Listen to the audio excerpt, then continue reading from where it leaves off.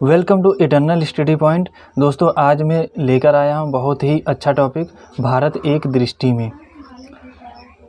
देश का नाम क्या है? अपने देश का नाम है भारत।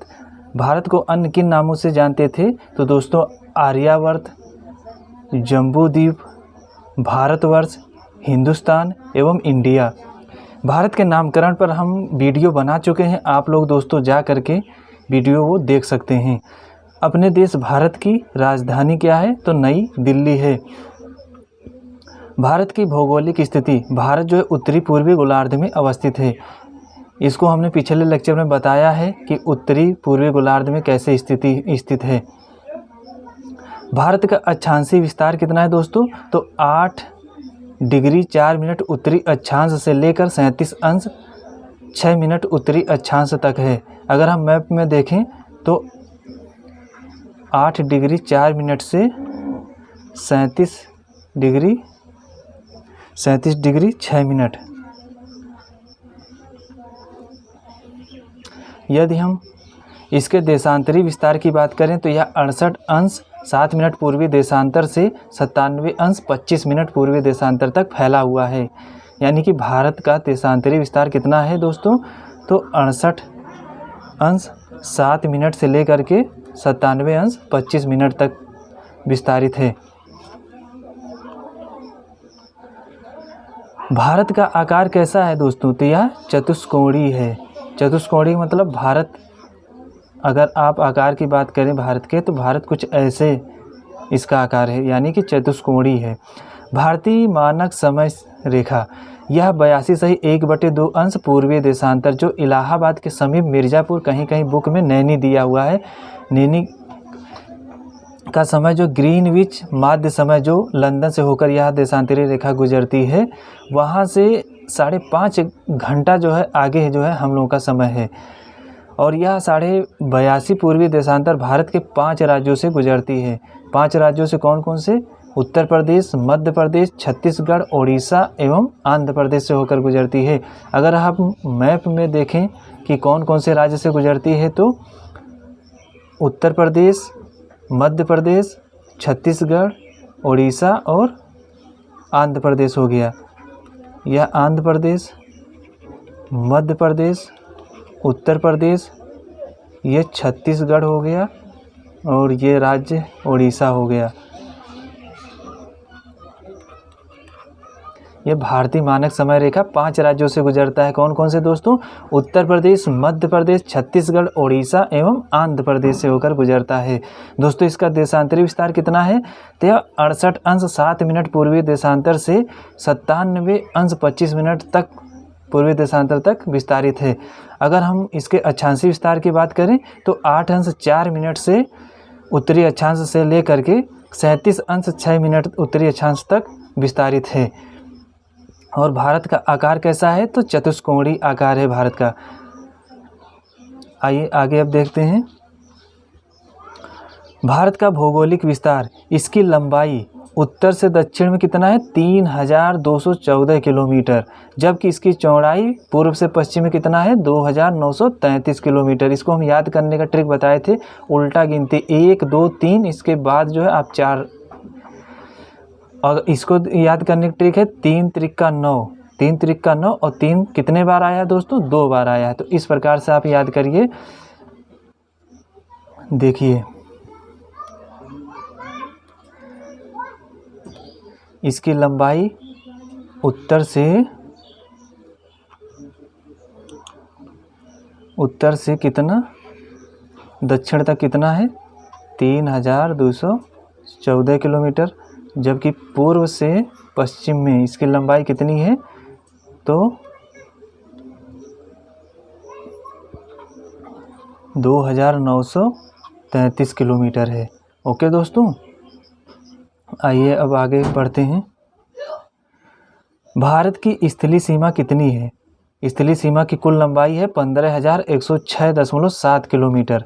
अगर हम स्थलीय सीमा की बात करें तो भारत देश से जितने देश लगते हैं, जैसे पाकिस्तान हो गया, समुद्री सीमा छोड़ दीजिए, बाकी जो बचता है वही स्थलीय सीमा कहलाता है। तो पाकिस्तान, अफ़गानिस्तान, चीन हो गया, नेपाल हो गया, भूटान हो गया, बांग्लादेश हो गया, ये जो भारत से अपना सीमा टच कर रहे हैं, उनकी लंबाई को अगर हम जोड़ दें तो कुल लंबाई ही 15,106.7 किलोमीटर आएगी और यही जो है स्थलीय सीमा कहलाती है। इसको हम पिछले वीडियो में बहुत अच्छे से समझाए हैं कि कैसे जो स्थलीय सीमा की लंबाई इतनी है।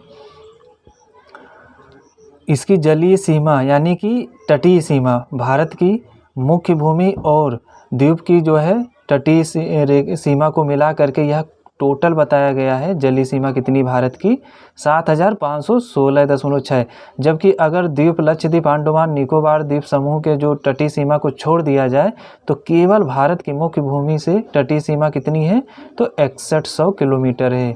एग्जाम में घुमा के पूछ देता है, याद रखना दोस्तों। अब आइए हम बात करते हैं प्रादेशिक जल सीमा की, संलग्न क्षेत्र और अन्य आर्थिक क्षेत्र। इस पर हमने वीडियो बनाया है, आप वीडियो में देख सकते हैं, बहुत अच्छे से एक्सप्लेन किया गया है। यह समुद्र तट से 12 समुद्री मील तक फैला हुआ है, जबकि प्रादेशिक जल सीमा से लगभग 24 समुद्री मील तक यह फैला हुआ है। अनन्य आर्थिक क्षेत्र या संलग्न क्षेत्र से आगे 200 समुद्री मील तक फैला हुआ है। अनन्य आर्थिक क्षेत्र में गैस हो गया, कोयला हो गया, अनुसंधान हो गया, इस पर जो है भारत का अधिकार रहता है। अब हम बात करते हैं जलवायु की। तो भारत की जलवायु कैसी है? मानसूनी है। यहाँ 4 प्रकार की ऋतुएं पाई जाती हैं, जबकि अन्य देशों में कहीं 1 ऋतु है या 2 ऋतु है, जबकि भारत जो है हिंद महासागर की वजह से अपने देश की जलवायु ही एकदम चेंज हो गई है, मानसूनी जलवायु है। अगर हम भारत के क्षेत्रफल की बात करें, जो क्षेत्रफल में 7वें स्थान पर आता है, तो भारत का क्षेत्रफल कितना है? 32,87,469 वर्ग किलोमीटर। ओके दोस्तों, विश्व के कुल क्षेत्रफल का कितना प्रतिशत है? यह जो है प्रतिशत 32,87,469 जो है वर्ग किलोमीटर, यह कुल क्षेत्रफल का कितना है? मात्र 2.4% है। क्षेत्रफल की दृष्टि से विश्व में कौन सा स्थान है भारत का? तो 7वां स्थान है। कुल जनसंख्या 2011 की जनगणना के अनुसार भारत की कुल जनसंख्या 121 करोड़ है, जो विश्व की कुल जनसंख्या का 17.5% है। कितना है दोस्तों? 17.5% है। अगर हम जनसंख्या की दृष्टि से बात करें तो विश्व में भारत का स्थान दूसरा है, जबकि प्रथम चीन का है। भारत में पुरुषों की कुल जनसंख्या कितनी है? तो 62 करोड़ है। कितनी है? 62 करोड़, जबकि महिला की जनसंख्या 58 करोड़ है।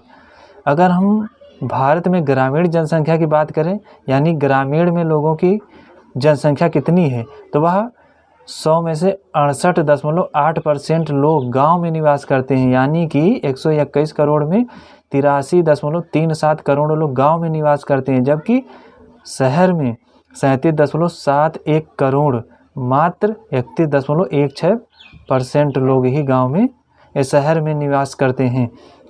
यानी कि बहुत अधिक आबादी गांव में आज भी निवास कर रही है।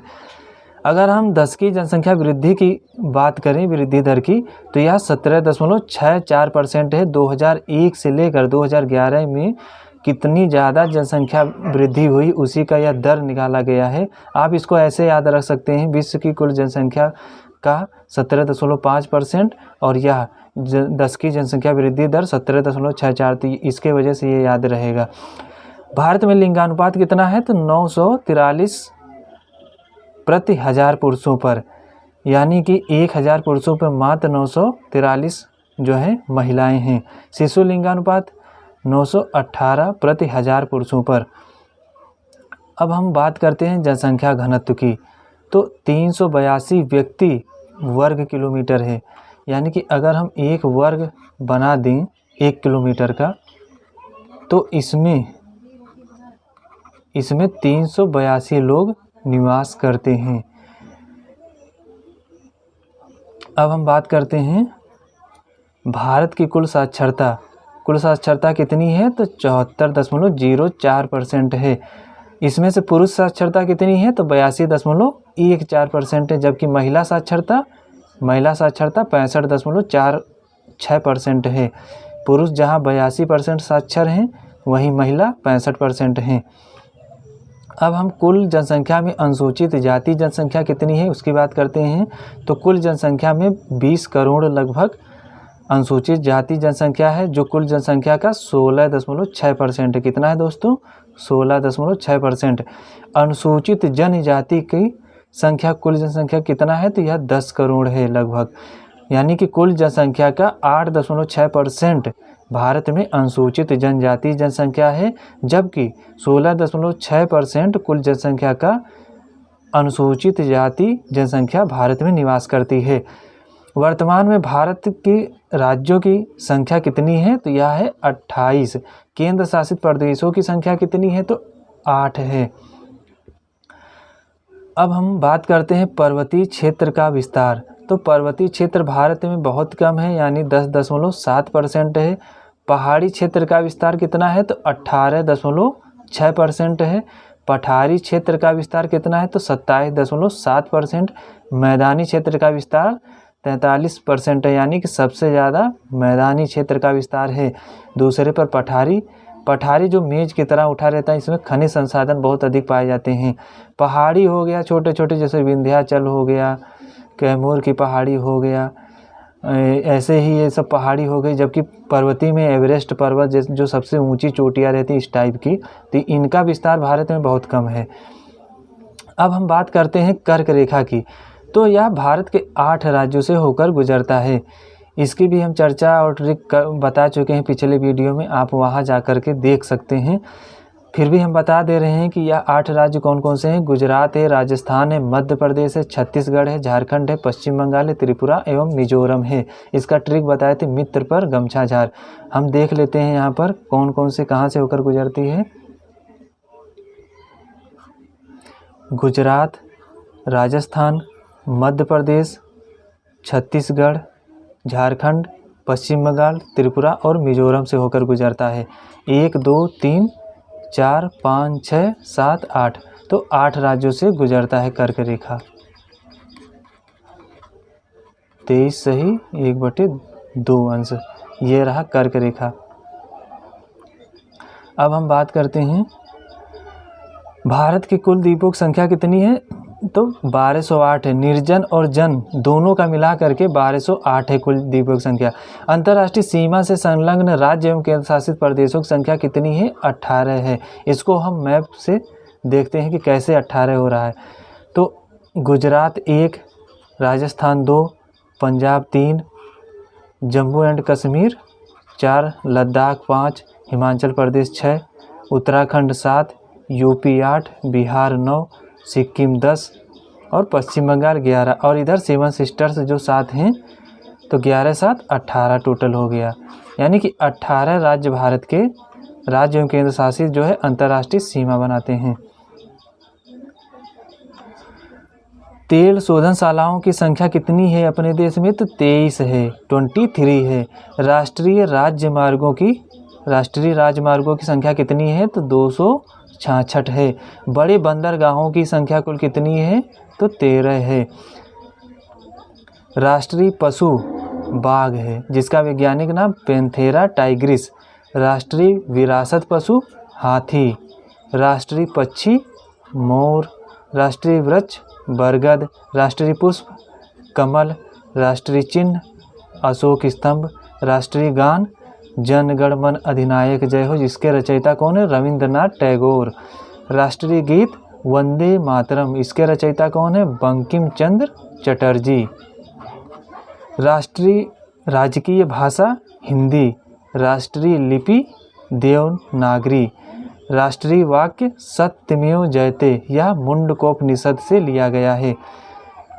राष्ट्रीय ध्वज तिरंगा है। राष्ट्रीय नदी गंगा। राष्ट्रीय जलीय जीव गंगा डॉल्फिन, जिसे प्लेटनिस्टा गैंगेटिका भी कहते हैं। अब हम बात करते हैं पुदुचेरी का भौगोलिक विस्तार की। यह कराईकल जो तमिलनाडु में स्थित है, माहे जो केरल में स्थित है और यनम जो आंध्र प्रदेश राज्य में स्थित है से मिलकर बना है। आइए हम मैप पे देख लेते हैं कैसे कहाँ बना है। ये आंध्र प्रदेश में यनम हो गया, ये पुदुचेरी कहलाता है, पांडुचेरी या पुदुचेरी, और ये हो गया कराईकल, और ये हो गया माहे केरल में। ये केरल हो गया, ये हो गया आंध्र प्रदेश, और ये दोनों हो गया तमिलनाडु में। तो इस प्रकार इन चारों को मिला करके एक पुदुचेरी यूटी बना है। अब हम बात दोस्तों आज के वीडियो में बस इतना ही। अगले दिन मिलते हैं अगले वीडियो के साथ। तब तक के लिए अपना दोस्तों ख्याल रखना। Thanks for watching video. Like share and subscribe my channel.